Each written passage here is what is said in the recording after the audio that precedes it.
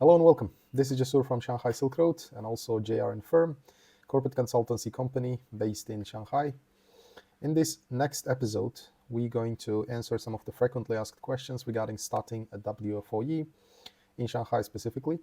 So let's start one by one and see if you have any more questions. You are welcome to email us or leave them in the comment section below. I will be glad to address them. Number one question that we get asked is, how long does it take to start a WFOE, that stands for Wholly Foreign Owned Enterprise, in Shanghai? Typically, it takes around 1.5 months. But as we mentioned before, our company can expedite the service. We can obtain your license in a matter of days. It's approximately between 3 and 5 working days. If you're in a rush, you want to start your operations as soon as possible, you can let us know. Of course, it comes with extra charge for speeding up the process, but it's possible. Generally speaking, it's 1.5 months. And we're talking about business days, obviously, because in China, government system only works on work days, that is between Monday and Friday, and Saturday and Sunday off days. So most of the government departments, they don't work. So obviously you need to wait. Now, the time frame, as we mentioned before, is approximate. Okay, there are some departments, for example, there's a lot of bureaucracy involved. For example, tax department, customs department. Although we try to speed up the process, sometimes it might not be possible. So when it comes to timeframes in China, you just have to be a little bit patient. Of course, it's not going to last unreasonably long, but still, it's our job to mention that the timeframes are only approximate. We do our absolute best to speed up the whole process, but still, 100% nobody is in the position to guarantee. So I hope our clients understand that. Next question is we get quite often is, what is the capital requirement for a WFOE in China or in Shanghai? Well, as we mentioned before, since 2014, China no longer imposes mandatory minimum required capital for WFOEs.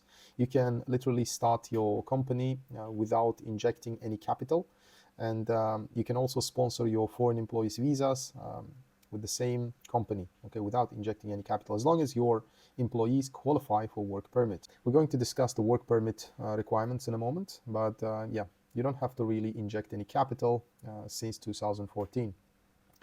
Can a WFOE engage in direct sales in China? Absolutely, yes, it can. WFOE, basically, it stands for Wholly Foreign Owned Enterprise, and it's a limited liability company. It operates exactly like a limited liability company in most of the other countries. Just like in the US, Europe, any country you name it. There might be some minor differences, but still, it's a limited liability company, can engage in any legal business. There are some areas which require special licensing, for example, food and beverage, tobacco, some chemicals, etc., which are obtainable. Okay, but generally speaking, yes, it can engage in direct sales in China. What documents do I need to register a WFOE in China? It really depends. Generally speaking, just like in any other country, registering your WFOE can be done in two ways. Number one is through individual shareholding. Like yourself, for example, as a person, can start this company under your own name, personal name. That is individual shareholding.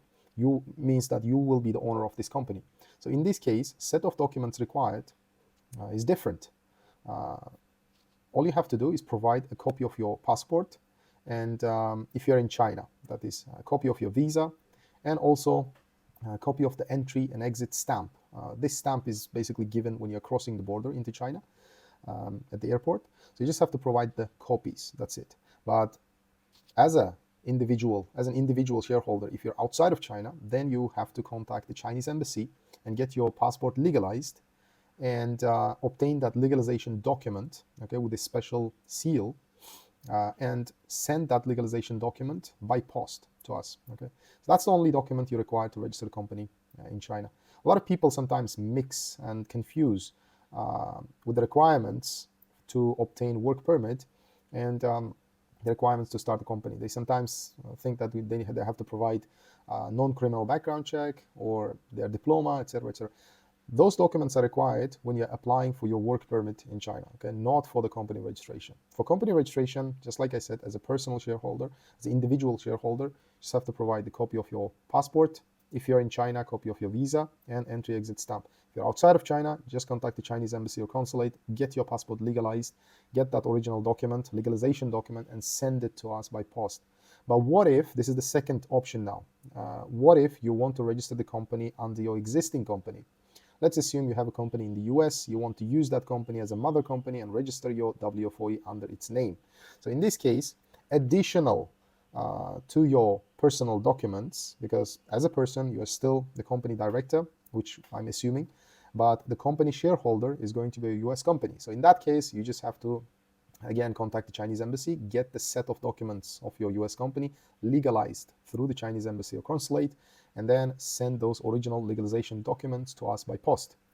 And that's it. So in this case, depends. If you're in China, you don't have to legalize your own documents, but you're still required to legalize your existing company documents from Chinese embassy or consulate. Okay, that is required in either case if you want to use your existing company as a mother company. So set of documents depends on your situation here. How would you like to register the company? And there's the second part of the document, which is required from the supervisor. As we discussed extensively before, when you're registering a WFOE in China, you are required to provide two positions, one company director, another one is company supervisor. So for the company supervisor, you're also required to provide a copy of the passport. I'm going to emphasize this. It's just a copy of the passport. And plus supervisor is not required to visit China. You just have to provide the copy of their passport. And you don't have to really contact the Chinese embassy and get their passport legalized, okay? The only thing required is the copy of their identity document, which is the passport, okay? Not the ID, but the passport, international passport. Because I came across this before. We had a client from Europe, and they never obtained a passport. So they just provided the ID copy, which we cannot use. Next question is, what is a work permit and why do I need one? Now, maybe unlike some of the countries, when you want to work in China, on top of your work visa, you have to apply for work permit card. That's a card, okay? That's a card usually given for 1 year, and it's usually attached to the sponsoring company. So in this scenario, you're registering a WFOE, wholly owned foreign enterprise, LTD company, and you want to work for your own company as a company director, or any other position you can assign to yourself. You can be a manager, you can be an engineer, etc. In any case, when you want to work for this company, you have to apply for work permit card first before you apply for your work visa. Actually, it's not called work visa inside China. Work visa is the entry visa that you apply at the Chinese embassy or consulate when you're coming into China, okay, with the invitation from your company. So that's different. So let's talk about the work permit first, and then I'm going to explain the different types of the visa. So now, work permit, like I said, it's the permit to work for this company. It's usually given for 1 year, and it's applied only within China, okay? So once you register your company, WFOE, the first thing you will have to do as a company director is to visit the labor department and open a labor account for this company. So once you apply for this labor account, which usually takes 1 full day or 2 business days, okay? If you cannot finish it in 1 day, maybe you will have to follow it up on the next day. But once this labor account is open, you will have to fill out some online form and apply for this work permit card.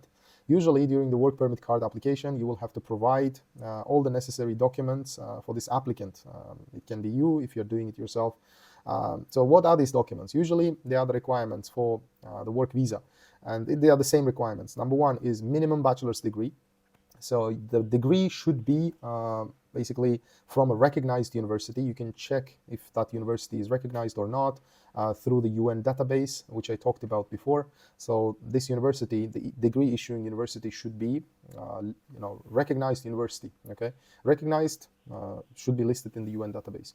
Number 2 requirement is 2 years work experience, and that has to be professional paid work experience. Some people keep asking us, can I use my internship? Can I use period that I worked for this company online, etc.? No. Answer is no.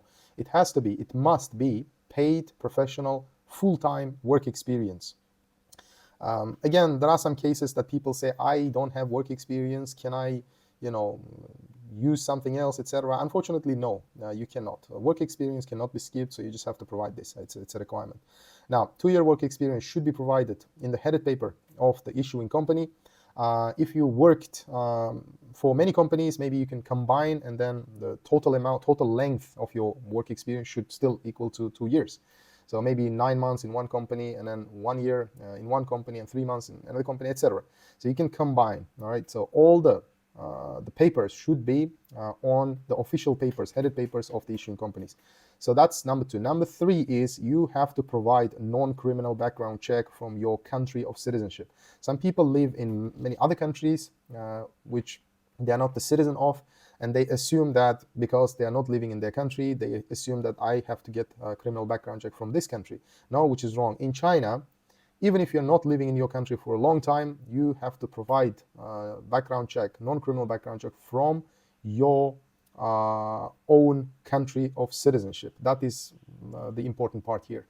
And these are the 3 major requirements. And also on top of that, you have to provide medical check. Medical check is usually from China, okay, from the application place. If it's Shanghai, there are designated hospitals. Actually, you need to contact them and go through a medical check and obtain medical certificate and upload that in the system when you're applying for this work permit. Work permit application usually takes around 5 days, 5 business days to be approved. We're talking about category B. And also, on top of these documents I listed, I almost forgot to mention, you need to provide tenancy agreement in Shanghai. And also the lease agreement, rental agreement for your company office. And obviously company documents. So that's all of the documents, approximately speaking, the work permit requires. So once you apply, once you submit all the documents, you just have to wait for 5 days, 5, 6 days, sometimes 10 days. And once your work permit card is approved, you just have to go in person and then get that card. And once you get that card, immediately on the same day, you can apply for your residence permit. Now, residence permit with the right to work for this company, okay? Pay attention, it's not called work visa anymore, okay? Work visa, like I mentioned earlier, work visa only happens when you're outside of China at the time of application. Imagine that you get your work permit and then you leave, okay? Once you leave, your company, someone from your company initiate the process for invitation to invite you into China to work for this company, okay? When you're outside, so with that invitation, you can go to the Chinese embassy and consulate and apply for work visa, which is Z visa. Z visa is only entry visa. That's it. It's only the entry visa. It's usually valid for 1 month. And once you get that work visa, you come here, and one month validity, it's going to expire. You just have to really hurry up, convert it into residence permit, which I'm explaining right now. So once you're inside China, your only job will be to apply for residence permit with the right to work for this company. Okay, so now let's go back. Okay, let's go back to the time where I was talking about residence permit. Now you get your work permit, you haven't left China, so forget about work visa. Once you get your work permit, you apply on the same day, you apply for your residence permit. Residence permit usually is given between 1 month and 1 year. It's really hard to say the validity anymore because it highly depends on your situation, and it depends on this specific immigration officer who is handling the application. And also depends on your company's status, basically.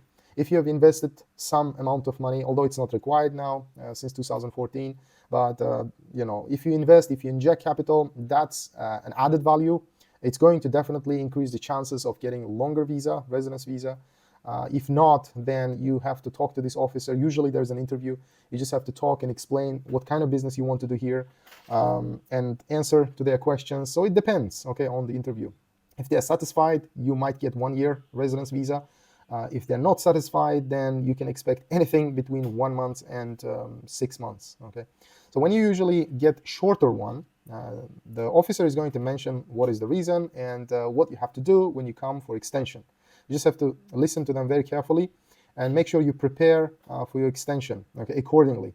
So take notes if necessary, because if you get a short one, you just have to try your really best to comply with these requirements and prepare all the required documentation before this time frame expires. Okay, so that's generally speaking, this is the general information here. But of course, situations might be different. This is China.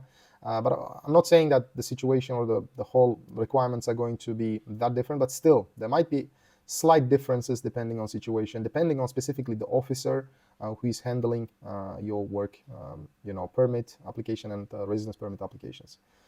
And next question, can I hire foreign employees in WFOE? Yes, you can, including yourself, because you are the legal representative director of the company, which we've talked about, the work permit and residence permit right now. So that starts actually from the company director. That's a very interesting question, actually. Sometimes people want to hire other foreign employees than themselves. Okay, they are company director, but they don't want to live in Shanghai. They don't want to live in China. They want to live in their own country, maybe in Brazil, US, whatever, the home country.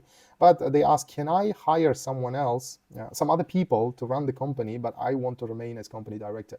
In this scenario, I don't think it's possible yet, because practically speaking, immigration, they tend to refuse applications for residence permit and work permit when this company's director, foreigner, is not living in China.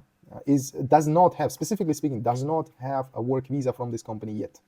So to put it differently, if as a director of this company, you are a foreigner, if you are not holding any work visa, any work permit from your company, then this company cannot sponsor other employees' visas. That's the practical situation. Because I came across with this kind of situation before, and in all cases, the applications were refused with the saying that the reason that this company's director is not here. Okay, so it means that company is not that active, they're not devoted, etc., etc. If you want to hire other foreign employees, make sure, first of all, option number one, you are yourself as a company director is here, or you change the company director into other person. Okay, and make sure that in either case the company director is in China, and then after that you can hire foreign employees. Now, another question arises is how many foreign employees you can hire under one company. Now, it's really, difficult to say, but again, from practical point of view, normally immigration allows 2 foreign employees, including the company director, without any capital injection. Because obviously you have to look at this from logical perspective as well. Like if you employ more than 2, then obviously the company should be worth something, some kind of capital should be there in order to sponsor or in order to pay their salaries. Okay, why 2 is allowed? Because again, we have to go back to the point where I mentioned in China 2 positions are mandatory: director and supervisor of the company. So naturally speaking, for these 2 to start the business, to start the operations, the immigration is going to let, but allow them to get their visas. But if more than 2, there are any other employees like engineer, IT, HR, etc., you want them all to be foreigners, then obviously you have to make sure the company has some capital inside the bank account, that this company is able to pay for their salaries. Otherwise, the immigration is going to say, how are you going to maintain so many foreign employees? Who is going to pay for their living expenses? Who's going to pay for their salaries, etc.? And now from day by day, many cities in China making it mandatory to pay for social security as well for their employees, except for Shanghai nowadays. In Shanghai, it's still optional, but still like 95%, I would say, of the cities in China made it mandatory to pay for social security, which is 2,000 yuan a month. And that's, of course, it's not a huge amount, but still it's almost like $400, $500 now. So you just have to prepare for that as well. So I think I've explained that enough. So it depends, okay? It depends on the financial situation, except for the 2 mandatory positions: director's visa and supervisor's visa. The rest depends on the investment. Now, next question: what happens if I want to close my WFOE? Literally nothing. Because China eliminated 2014 capital requirement, it means that they are giving opportunity for foreign businesses and entrepreneurs to test the market, basically. And usually when you get your company license, the validity period is usually 30 years and more, and that's the time frame for you to inject the registered capital. Registered capital is the amount you write on the business license. Usually for trading companies is around $300,000, and for consulting companies it can be 100,000 yuan, etc. There's no specific requirement, but depending on the location, depending on the economic zone you register your company, there might be some preferred amounts, because every economic zone, they have their own policies, so you just have to comply with them. So that registered capital is not only on paper. usually you have this validity of your business license as the time frame to inject that registered capital. Okay, so if you decide to shut it down after a couple of years, then it's up to you. There's no requirement, there's no law that the government is going to pursue you and ask you to inject that capital because you want to shut it down. Yeah, you can do that. We are doing it all the time, not frequently anymore, because China is open, and now literally you can get a visa to come here in and out. There's no restriction. COVID is ended. So nowadays we're not closing that many companies as we used to do during COVID.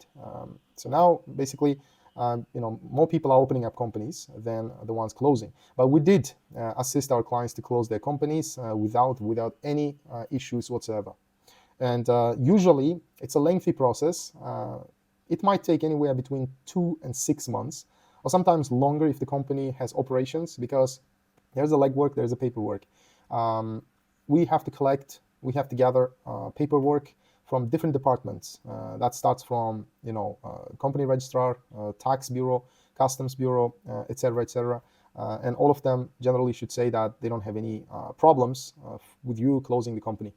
And that's about it. So basically, these are the most frequently asked questions usually we receive. We've been receiving over the last couple of weeks now. But if you have more questions specific to your situation, feel free to email us or leave in the comment section below. I will be glad to address them. And once again, it's been Jasur with you today.